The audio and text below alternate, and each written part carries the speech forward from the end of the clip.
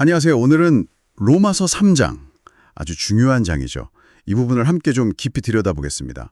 여기에는 뭐랄까 모든 사람의 보편적인 상태, 그리고 거기서 벗어나는 길에 대한 이야기가 담겨 있는데요. 시작부터 좀 강력한 진단이 나오죠. 네, 맞습니다. 로마서 3장은 정말 단호하게 시작해요. 유대인이든 이방인이든 차별 없이 다 죄 아래에 있다. 이렇게 선언하죠. 차별 없다는 점이 중요하군요. 네, 구약 성경을 인용하면서 의인은 없다. 하나도 없다. 깨닫는 자도 없고 하나님을 찾는 자도 없다. 이렇게 딱 못을 박아요. 와, 정말 강력한데요. 그렇죠.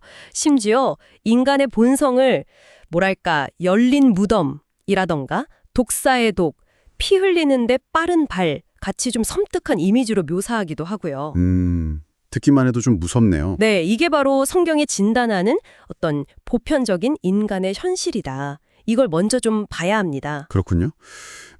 그럼 여기서 드는 질문이 당시 유대인들이 중요하게 생각했던 율법 있잖아요. 하나님의 법. 이건 어떤 역할을 하는 건가요? 율법을 잘 지키면 되지 않을까요? 네, 아주 중요한 질문이신데요. 그 부분에 대해서 19절, 20절이 명확하게 답을 줍니다. 율법은요, 모든 입을 막는 역할을 해요. 변명할 수 없게 만든다는 거죠. 아, 입을 막는다. 네, 그래서 온 세상이 하나님의 심판 아래 있다는 걸 드러내죠. 근데 핵심은 이거예요. 율법의 행위로는 하나님 앞에서 의롭다고 인정받을 사람이 아무도 없다. 아무도 없다. 네, 왜냐하면 율법으로는 죄를 깨달을 뿐이기 때문이죠. 그러니까 율법은 우리가 얼마나 잘못했는지 보여주는 거울 같은 거지 그걸 해결해 주는 건 아니라는 겁니다. 아, 그렇군요. 해결책이 아니라 문제를 더 명확하게 보여주는 거네요. 그럼 희망은 어디에 있는 건가요? 여기서부터 분위기가 확 바뀌는 것 같아요. 네, 맞습니다. 바로 21절부터 정말 극적인 전환이 일어나요. 이제는 율법 외에 하나님의 한 의가 나타났다 이렇게 선언합니다. 율법 외에 새로운 길이 있다는 거군요. 그렇죠. 이게 갑자기 툭 튀어나온 게 아니라 구약의 율법과 선지자들도 이미 증언했던 거라고 말하고요. 그럼 그게 뭐냐? 바로 예수 그리스도를 믿음으로 말미암아 모든 믿는 자에게 미치는 하나님의 의라는 겁니다. 아, 예수 그리스도를 믿는 믿음. 네.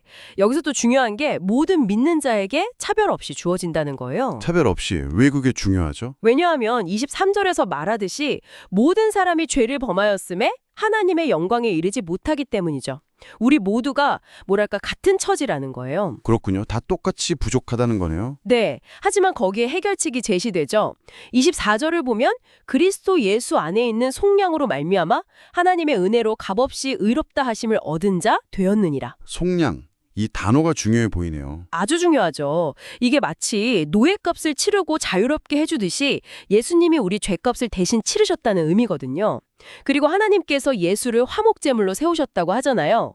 이건 하나님과 우리 사이에 깨진 관계를 회복시키는 제물이라는 뜻이고요. 아, 관계 회복? 네, 이걸 통해서 하나님은 자신의 의로우심도 보여주시고 동시에 예수를 믿는 사람, 바로 당신 같은 사람을 어떻게 의롭다고 하실 수 있는지도 보여주시는 거죠. 와, 그러니까 결국 내 노력이나 행위가 아니라 전적으로 하나님의 은혜, 그리고 그걸 믿음으로 받아들이는 것, 그걸로 의롭게 된다는 거군요. 정확합니다. 그럼 인간적으로 자랑할 게 정말 하나도 없겠네요? 네, 그렇죠.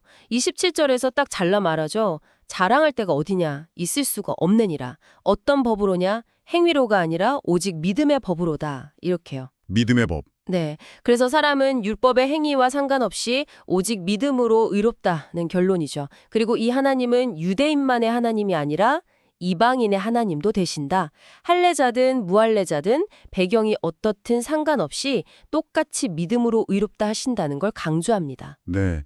오늘 로마서 3장을 쭉 살펴봤는데요. 정리해보면 모든 인간은 죄 아래 절망적인 상태지만 행위가 아닌 오직 예수 그리스도를 믿는 믿음, 이걸 통해서 하나님의 은혜로 값없이 의롭다함을 얻는 길이 누구에게나 열려있다. 유대인이든 이방인이든 차별 없이요. 네, 그게 복음의 핵심이죠.